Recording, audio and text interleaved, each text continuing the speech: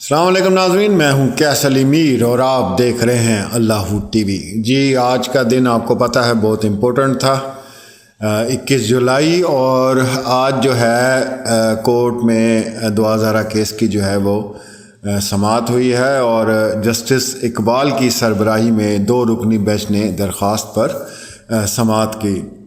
سماعت کے آغاز میں عدالت نے درخواست گزار کے وکیل سے استفسار کیا کہ لڑکی اس وقت دارالامان میں ہے، جس پر وکیل نے عدالت کو بتایا کہ جی دعا لاہور کے شیلٹر ہوم میں ہے۔ درخواست گزار کے وکیل کو مخاطب کرتے ہوئے جسٹس اقبال نے کہا کہ لڑکی کو تو ہر حالت کراچی لانا ہے، جرم کراچی میں ہوا ہے تو کیس کی سماعت بھی کراچی میں ہوگی۔ اچھا، یہاں بہت ایک پوائنٹ ہے زبردست، وہ یہ کہ جج صاحب بھی سمجھ رہے ہیں کہ دعا زہرا کو کراچی میں ہونا چاہیے، یہ آپ ذہن میں رکھیں، ٹھیک ہے۔ انہوں نے مزید کہا کہ کیس اسی شہر میں زیر التوا ہے، کراچی میں بھی شیلٹر ہوم ہے، کراچی میں بھی لڑکی کو کوئی خطرہ نہیں ہوگا، کراچی کے شیلٹر ہوم میں بھی حفاظتی انتظامات ہوں گے، اس لیے کیس کراچی میں ہے تو لڑکی کو بھی کراچی لانا ہوگا، جبکہ لڑکی کے والدین بھی کراچی میں رہتے ہیں۔ اچھا، یہ سمجھانے کا مقصد جو جسٹس صاحب کا ہے وہ آپ اپنے ذہن میں یہ بات بٹھا لیں کہ وہ اس بات کو فیور کر رہے ہیں کہ دعا زہرا کو کراچی میں ہونا چاہیے، کیونکہ کیس بھی یہاں کا ہے، والدین بھی یہاں پہ ہیں، اور بے انتہا شیلٹر ہوم ہے، ٹھیک ہے۔ تو ابھی تو محفوظ کیا گیا ہے، شام کو آپ بتائیں گے کہ انہوں نے کیا فیصلہ محفوظ کیا ہے۔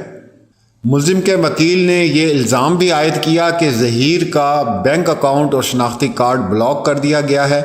ظہیر اور اس کے بھائیوں کے 4 بینک اکاؤنٹس بلاک کیے گئے ہیں، جس پر عدالت نے کہا اکاؤنٹس کھولنے کے لیے الگ سے درخواست دائر کرے۔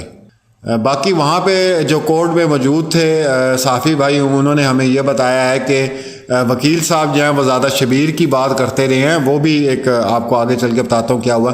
عدالت نے ملزم ظہیر کے وکیل سے مکالمہ کیا کہ آپ کیا چاہتے ہیں، لڑکی کو کراچی منتقل نہ کیا جائے؟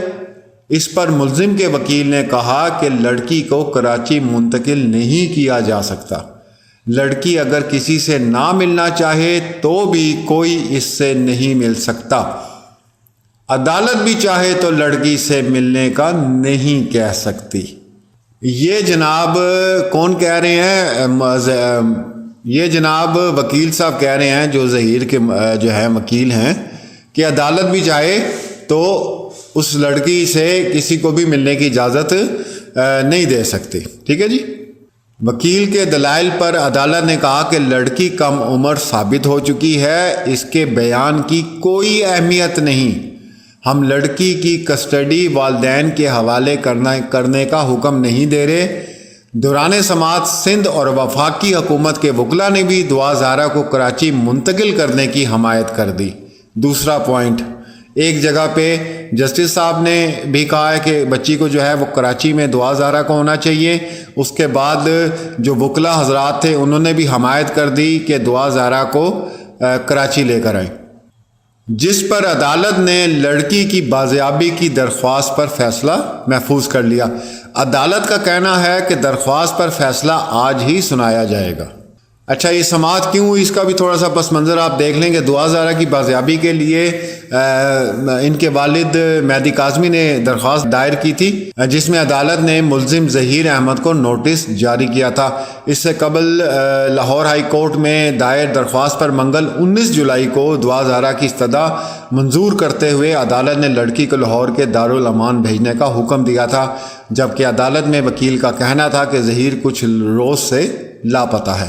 دعا زہرا نے عدالت کے روبرو والدین کی جانب سے جان کا خطرہ ہونے اور ظہیر کے ساتھ حالات خوشگوار نہ رہنے کا بیان دیا تھا۔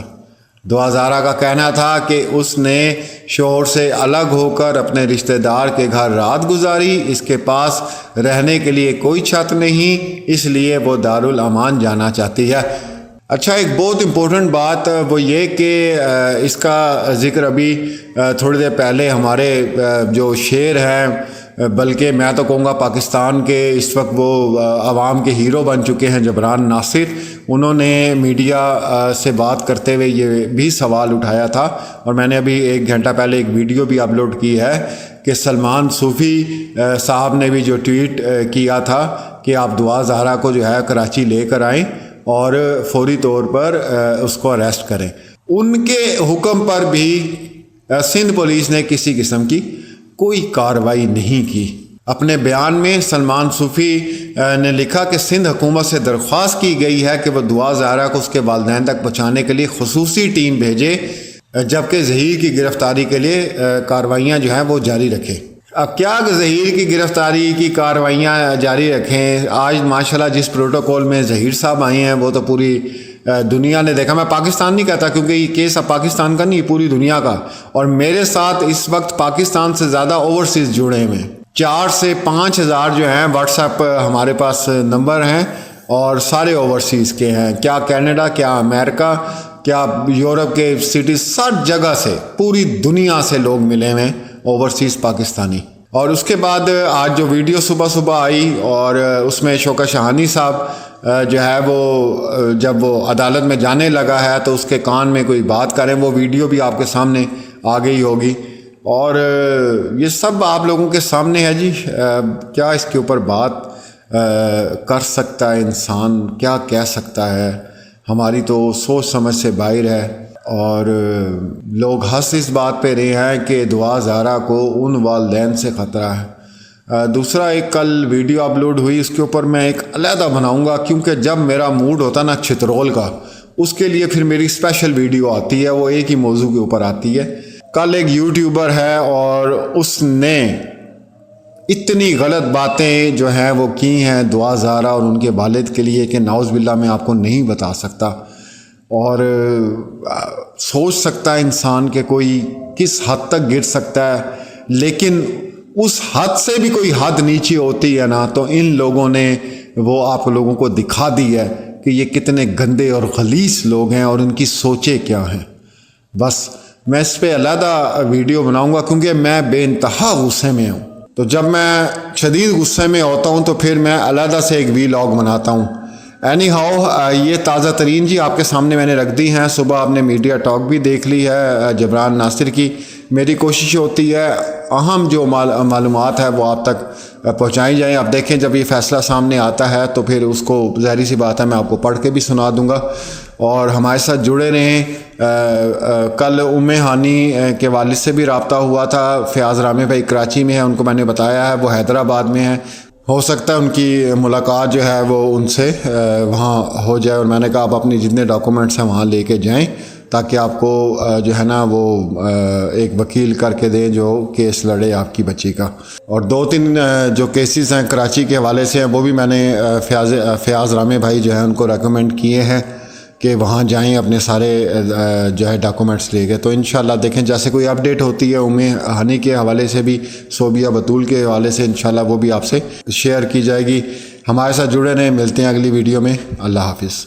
تو آج کا یقینی طور پر جو فیصلہ ہوگا وہ میرٹس کے اوپر حتمی رائے نہیں ہوگی، مگر ہاں بچی کی کسٹڈی کہاں رہے، کدھر موجود رہے، اور جب یہاں آئے گی تو میری توقع ہے کہ دیکھیے یہ آپ نے ایک چیز نوٹ کی کہ آگے بڑھ کے انیشیٹو لے کے، جو کہ ایک ہی پارٹی کی حکومت وفاق اور پنجاب میں ہے، سلمان صوفی صاحب نے آگے بڑھ کے خود میڈیا کے پوچھے بغیر ٹویٹ کر کے اپنا ایک نیت اناؤنس کی کہ بچی جو ہم نے چائلڈ پروٹیکشن سینٹر شفٹ کرنا ہے.